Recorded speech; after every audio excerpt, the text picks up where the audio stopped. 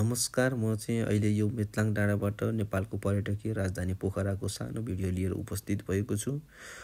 जुन हामीले यो देख्न सक्छौँ यो लभली हिल हो। पर्स्याङबाट अलिकति माथि रहेको छ, जुन बाटो हुँदै हामी सराङकोट जान सक्छौँ।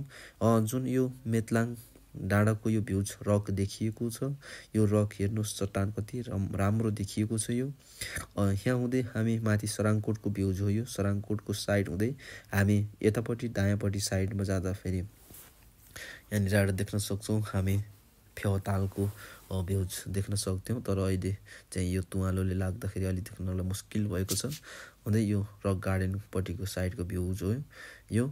हामी यहाँ हुँदै फेरि यता साइडमा मालेपाटनको भ्युज हेर्न सक्छौँ, जुन मालेपाटनको यो साइड हो।